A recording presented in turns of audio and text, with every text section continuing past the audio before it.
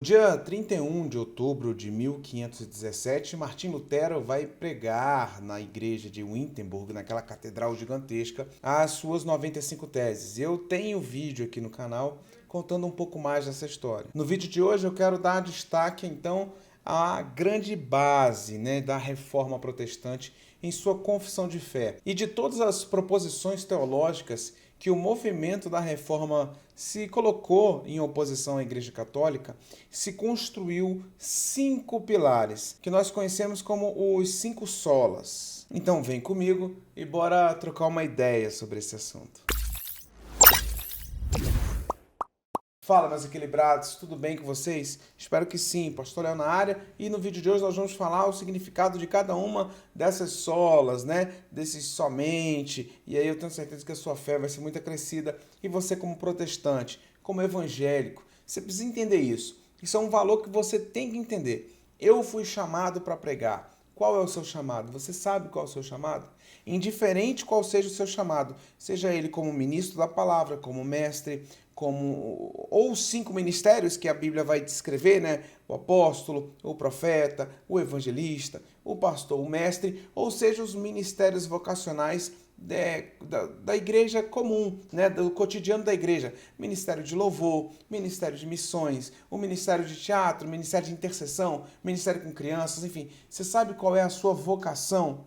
Indiferente ela, você tem que entender os 5 solas. Você precisa entender isso, porque isso é a base da nossa confissão de fé. E muda o jogo. Quando você entende isso, você não toma nenhuma decisão fora dessa confissão de fé. E aí, inevitavelmente, sua relação com Deus aumenta poderosamente. Então já deixa o seu like aí no vídeo que nos ajuda demais. Terminando de assistir, dá aquela moral compartilhando no seu grupo, da sua igreja, dos jovens, dos irmãos, dos homens, das mulheres, grupo de oração, enfim, da família, o grupo que tu tiver, pode compartilhar esse conteúdo aqui, que isso aqui é edificação na veia mesmo, no talo mesmo, poder de Deus e conhecimento bíblico.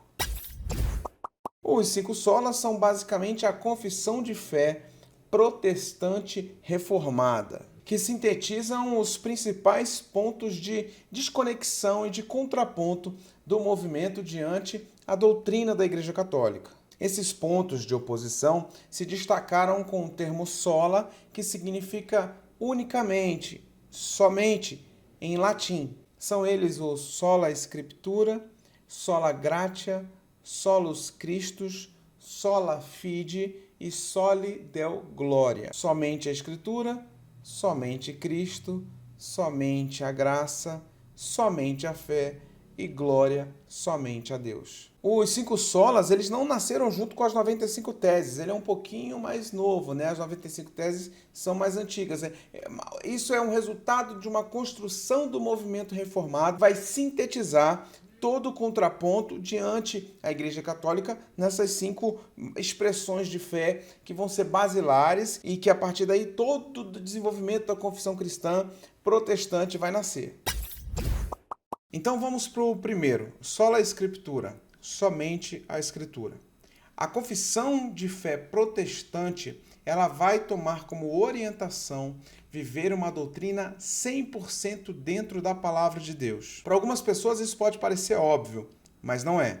Ao contrário, o movimento católico, ele possui muitos dogmas. O que são os dogmas? São confissões de fé adicionais à palavra de Deus, como a inerrância da opinião papal, a questão da adoração a santos e a divinização da figura de Maria, a questão da igreja ter o poder para perdoar pecados, enfim. Quando a gente começa a ver a confissão de fé católica, ela tem muitos anexos, muitos adendos que não possuem embasamento bíblico, que não tem nada na Bíblia dizendo aquilo ali, mas a igreja cria documentos que viram suas doutrinas. O movimento protestante não tem isso em sua essência, tá bom? Mas tem igrejas que eu não posso responder por elas. Tem igrejas que criam doutrinas abismais, a palavra de Deus, longe, distintas das escrituras sagradas. Quando nós entendemos o valor sola escritura, isso é muito importante, inclusive, para eu encontrar uma igreja para eu membrar, para eu fazer parte dela.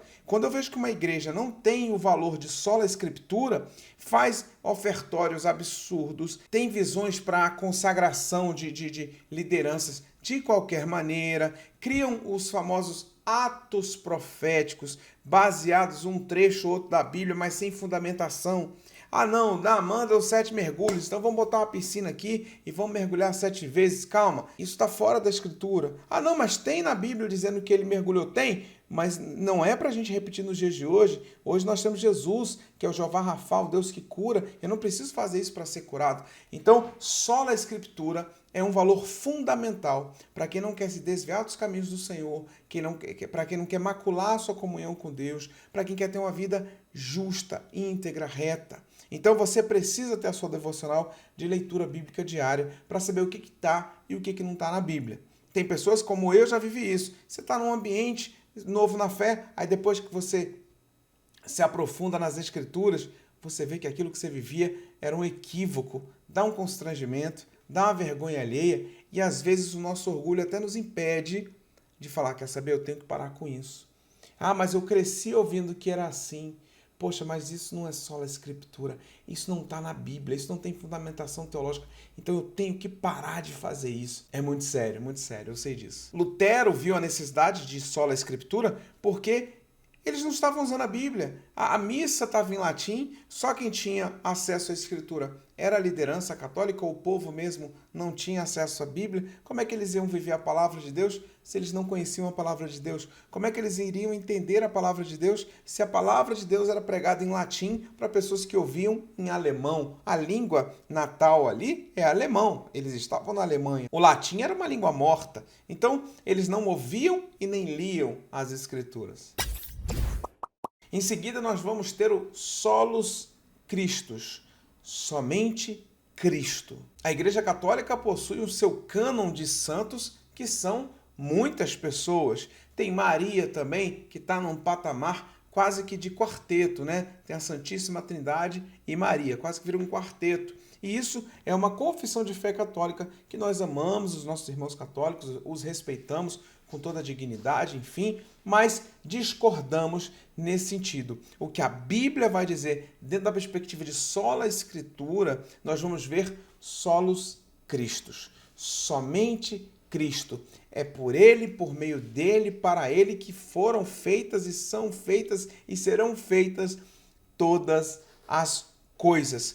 Quando não somos cristocêntricos, a gente se enrola. Tem pessoas que adoram ídolos, tem pessoas que adoram imagens, e aí tem o cristão protestante que critica o católico dizendo assim, ah, não, mas os católicos idolatram santos que já morreram. E eu muitas vezes critico os crentes e digo assim, enquanto você, crente, idolatra santos que estão vivos. Tem cristão, eu falo por mim, que eu já vivi isso. Eu já fui mais novo obreiro. Quando eu era mais novo, eu era dos obreiros e eu tinha que fazer muralha, assim com outros obreiros, porque ia um artista gospel na igreja e tinha irmã na igreja querendo bater foto com o rapaz no meio do culto e não sei o quê. Isso é idolatria. No meio cristão não pode ter. Tem pessoas que veneram, idolatram os seus pastores. Ah, é o bispo fulano, é o apóstolo ciclano. Me dá um pedacinho da sua gravata, me dá o lenço do seu terno. Isso aí é tudo menos Cristo. É para tudo, menos somente Cristo. Então, quando nós vivemos os solos Cristos, nós não vamos para culto.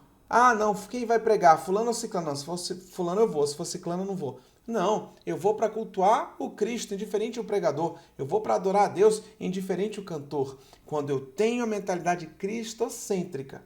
Mas hoje nós vivemos um evangelho antropocêntrico. Um evangelho onde a mensagem é para o homem, onde as campanhas são para o homem, onde a igreja presta um serviço para o homem. E aí, meu irmão, a coisa tá feia, porque as pessoas não ficam com base. Na primeira tribulação desistem e desviam. Você sabe por que tem tanta gente desigrejada hoje? Segundo o IBGE, já passou de 15 milhões de ex-evangélicos. 15 milhões de pessoas que hoje não frequentam mais igreja. Sabe por quê? Porque não viveram solos Cristos. Viveram solos hominos, né? Somente o homem, somente a gente, o nosso umbigo e não Cristo. Aí, meu irmão, vai dar ruim.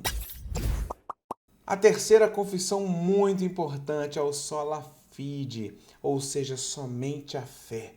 A fé que é algo tão poderoso e que no movimento católico, no período da Reforma, não estava sendo lembrado. Eles colocavam autoridades, papais, bispos, padres, sobre o clero, que tinha poder para perdoar pecados, para abençoar pessoas, e o povão não exercia a sua fé. Uma das grandes frases que Lutero vai levar é quando ele lê ali Romanos e diz: o justo viverá pela fé. A nossa vida é pela fé, não é pela religiosidade. Tem pessoas que praticam a religião, mas não têm fé. Pessoas que exercem uma vida robótica, engessada, mas a fé está longe de Deus. Então, quando eu penso somente a fé, eu preciso entender que o que me leva a me conectar com Deus é a minha fé nele. Não é a comunhão do meu líder espiritual, seja ele o padre, seja ele o pastor. Não é, não, eu sou filho de pastor, não, eu sou sobrinho de missionário. Não importa. É a minha fé. Como é que está a sua fé? Se eu não tiver fé, eu não vou me conectar com o Senhor. A Bíblia diz, sem fé é impossível agradar a Deus. E muitas pessoas fazem por religiosidade e não por fé. Quando vemos o autor de Hebreus dizendo que a fé é a certeza das coisas que se esperam, a convicção daquilo que não se vê. Essa é a fé viva que Lutero estava tentando implementar sobre a igreja que estava fria, a igreja que já estava vivendo um sistema rodando, a engrenagem estava rodando, mas a unção de Deus não estava aparecendo. A religiosidade estava sendo muito bem colocada, mas a espiritualidade não. Em seguida, nós temos o sola gratia, que é somente a graça. Pessoal, como que nós alcançamos a salvação? Não, é batizando, é fazendo primeira comunhão, é crismando, não é isso? Isso é a doutrina católica. A Bíblia vai dizer em Efésios 2,8 o seguinte: pela graça sois salvos, mediante a fé que há em Cristo Jesus. Isso não vem de vós, é dom de Deus. Que graça é essa? Graça é o favor imerecido, é você receber uma bênção, uma dádiva tão profunda e preciosa, não merecendo. Você não merece, mas Deus te dá. Você merece o inferno, é isso que você merece. E eu também, eu mereço o inferno, você merece o inferno. Pecadores condenados, porém a graça, que é o favor imerecido, nos tira do império das trevas, transporta para o império da sua maravilhosa luz.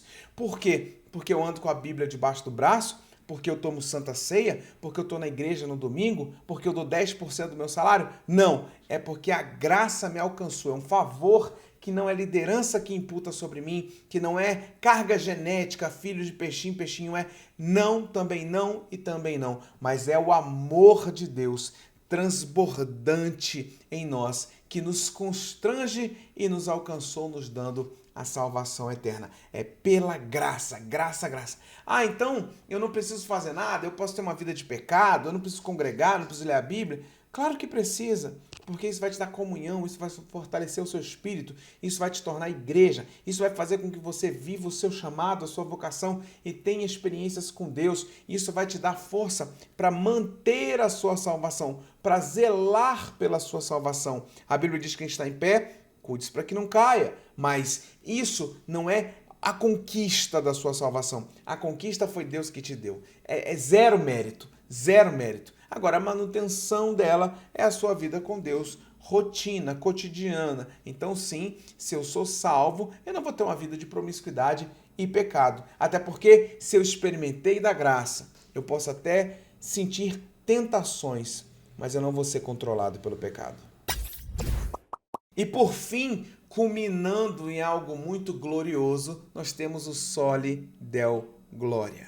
Glória somente a Deus. E aqui é uma coisa muito importante de nós entendermos. O apóstolo Paulo diz: quer comais, bebais, faça qualquer coisa que seja para a glória de Deus. Tudo tem que convergir para a glória de Deus. Isso que eu estou fazendo aqui tem que ser para a glória de Deus. Esse canal tem que ser para a glória de Deus. Não, esse canal aqui vai me promover, vai promover o Leonardo. Esse canal aqui é glória para o Léo. Está repreendido em nome de Jesus. A Deus seja glória por tudo. A Deus seja glória pelo seu casamento. A Deus seja glória pelas suas finanças. A Deus seja glória pela sua saúde. A Deus seja glória por tudo que você faz. Lutero estava vivendo um período de adoração a homens, de idolatria a pessoas. Hoje não está muito diferente não, seja no catolicismo ou no protestantismo. Tem as celebridades gospel, não tem? Vexamoso, é ridículo, mas tem. Então, quando nós idolatramos qualquer outra coisa que não seja a Deus a sua glória, nós estamos em pecado. A Bíblia vai contar o fato do jovem rico, é uma história muito linda. E Jesus falou assim, você é um cara bom, você está de parabéns. Só faz uma coisa, pega tudo que você tem, dá para os pobres e me segue. E a Bíblia diz que o jovem deu as costas e foi embora. Ah, então não pode ser rico? Não, não é isso. A questão não é, você pode ser multimilionário. Mas o jovem rico, naquela situação, adorava o dinheiro mais do que a Deus. A glória estava no recurso e não em Deus. E quando Deus viu aquilo, ele cobrou. Se desfaça desse dinheiro se você realmente vive o sólido da glória. E sabe o que aconteceu? Ele não conseguiu se desfazer. Onde é que está o teu coração? É no teu namoro? É no teu casamento? Nos teus filhos?